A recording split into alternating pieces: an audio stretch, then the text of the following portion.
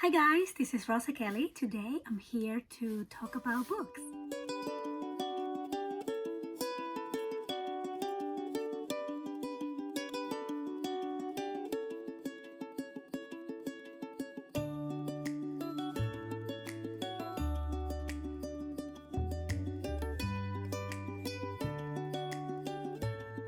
So hi guys, welcome back to my channel. It has been a while since I sat here and talk about the books that I read, but today I definitely wanted to talk about some books that I recently read. I think these are going to be for the month of March and April, and as you know, on March I was really sick, so I did manage to read quite a lot, but I wasn't able to record and talk about the books. So hopefully I still remember what the books were all about. But I definitely wanted to clear my TBR card because I need to make room for the books that I want to read on May. But anyway, so let's go ahead and get started with the wrap up. So the first book that I want to talk about that I finally was able to read is Harry Potter. So this is the first one, which is The Sorcerer's Stone.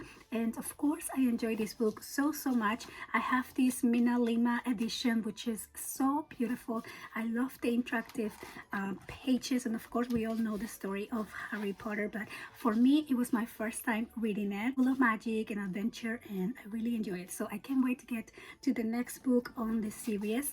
And if you haven't seen these Mina Lima editions, I mean, they're just so pretty, they're so interactive. So the next book that I read is Jane in Love, and this is by Rachel Givney. So on this book, we're following Jane Austen, who accidentally travels in time. She so happens to land on a place where they were having like a play about Jane Austen. So everybody thought she was one of the characters from the story. It was really cute seeing her discover where she was and then how she fell in love, and then she was trying to make a decision if she wanted to stay on the present day in love or if she was going to go back to her real time to write all these novels. And it was just really cute. Again, the love that built in, but also the decision that she has to make. So beautiful, highly recommend. It was just such a cute read as well. Next book that I read is Kristin Hanna's The Great Alone. So after reading The Four Winds, I definitely wanted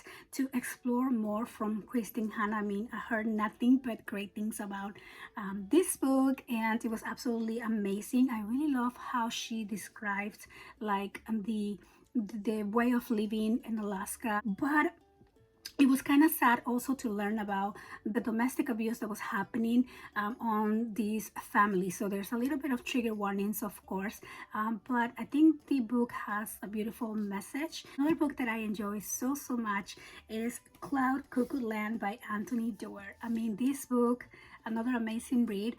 So this book is full of magic and intricacy. I really enjoy learning about all the characters, how they travel in time, and then how their lives kind of all relate with each other. And it was just such a beautiful discovery. I mean, opening this book was like opening a door to a whole other world, and I highly recommend. And I know it looks kind of big, but it just reads so fast and is so dynamic. I again highly recommend this book. The next book that I read is The Paris Apartment by Lucy Foley, and I absolutely love this book. So this is a thriller. It kind of has those haunted house vibes, and I loved it. It was such a fast read as well. In this book, we are following this girl, her name forgot, Jess. So she is going to Paris to look for her brother, and so she knows he lives in this apartment, so she goes there. But by the time she arrives, he's not there anymore, and she was at the beginning just wondering, if he was gonna come back. But after so much time has passed, she starts to wonder what could have happened to him. And also all the neighbors on this building were all acting really weird. It was a lot of like secrets happening and a lot of like discovery. So I absolutely enjoyed the book, and again, I do highly recommend this one. Next book that I read is The Hunting Party by Lucy Foley as well. So this book was like a murder mystery whodunit type of book, in like a group of friends. They're trying to figure out who was the murderer. I think they all go to this like party together because one of the friends was getting married, and it so happened that each one of the friends had a secret hiding, and it was pretty good. I just quite didn't connect with all the characters, so for me it was an okay read, still entertaining. The next book that I have here is The Good Sister. This is by Sally Hepworth, and oh my goodness, for me this book was a 5-star. I absolutely love this book. It was such a good thriller, I could not put it down. So on this book we're following two twin sisters and on their lives like growing up. So we have two different point of views on the present and the past, and then we also get to see a little bit of their strange mother.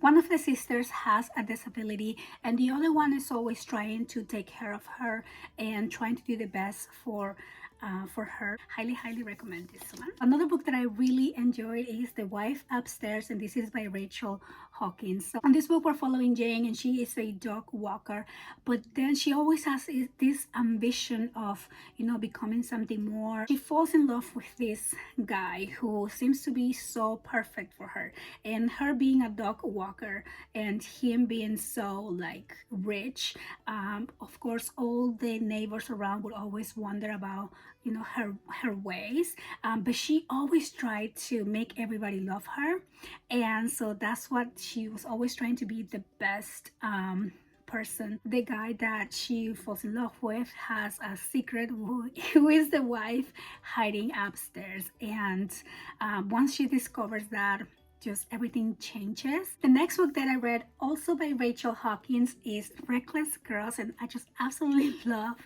the cover. I mean, the cover for these two books are just gorgeous. But on this book we're following this group of friends who go to this island for a vacation. It's supposed to be this gorgeous hidden gem, but so it happens that on this island there used to be some cannibalism, and now that she's with this group of friends they all kind of start lying, and then one of the friends disappears, and it just gets really good. It just kept me again at the edge of my chair wanting for more. So the next book that I read is The Winter People by Jennifer Mcmannon, and this book was so good. I mean, another one that I highly recommend. This was definitely a 5-star. So on this one has a little bit more of like horror vibes, so many secrets, and it was just so creepy. I mean, for me there's nothing more scary than weird people watching you when you're in this cabin in the middle of nowhere.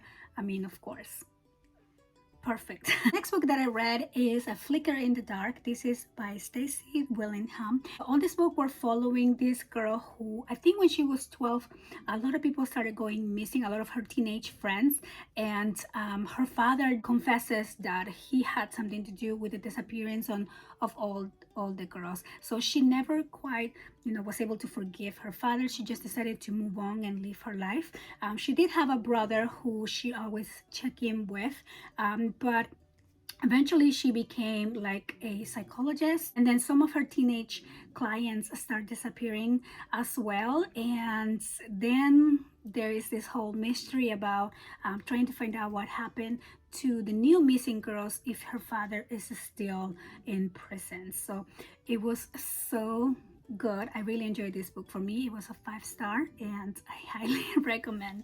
So another book that I couldn't put down is Invisible Girl by Lisa Jewell. Lisa Jewell has fastly become one of my favorite authors. So on this book we're following the lives of a group of people when one young woman disappears, and you're kind of following all of their different stories and see how they connect, and then you're kind of suspecting of everybody, but the ending for me was a little bit shocking. So I do again recommend this book. It was just really interesting, so I think I'm definitely going to give this book a second read because I feel like it just had so many details and the author left like a lot of clues, and I kind of want to go back and identify all those clues that were kind of planned ahead. Another book that I finished is Leave the World Behind. This is by Ruman Alam, and this book was again another super interesting. It's not a thriller, it's more like a literary fiction, but it kind of does read like a thriller a little bit. Now this book was written before 2020, before the pandemic, but it does talk about like a pandemic situation, and it was so interesting. But the book is more concentrating on like the interaction between like human interaction. So on this book, we're following this family who goes on vacation. I believe they live in New York, but they go to like a secluded area. They rent an Airbnb, and they hear this huge explosion, and then this other family knocks on the door saying they are the owners of the Airbnb, and there has been like a big blackout, and there's no internet, there's no phone service, and so they were nearby and they kind of wanted to go back to their house because it's their Airbnb. However, since it's rented to this other family, they kind of have to share. They come to a compromise where they can, you know, all kind of share that place and live together. And it's just so interesting again to see the human interaction. So I really enjoyed this book. Next book that I read is The Black Kids. This is by Christina Hammonds Reed. So on this book, we're following a group of kids growing up on LA on the 90s. One of the stories, one of the girls, she is like a very like wealthy, she comes from a wealthy family, so she's kind of like the black kid on this, you know, rich high school, but her cousins are not as accommodated as she is. And then you can kind of see the contrast on how the cousins are growing up and how she's growing up. And then there is, it's so interesting also to see the interaction between the kids at this age and how they're perceiving what it is to grow up being black in America. So it's a book that I highly recommend, maybe for older high school kids, because it does have some like unnecessary, in my opinion, sexual images or sexual descriptions that, yeah, I definitely don't think is for like early high schoolers. But anyway, so one that I did enjoy. There you go. Those are the books that I read on the months of March and April. Let me know on the description box below if there is any book that you recommend for me to read. I will be back with my May TBR. I hope that you guys are doing well, and I'll see you on the next one. Bye-bye.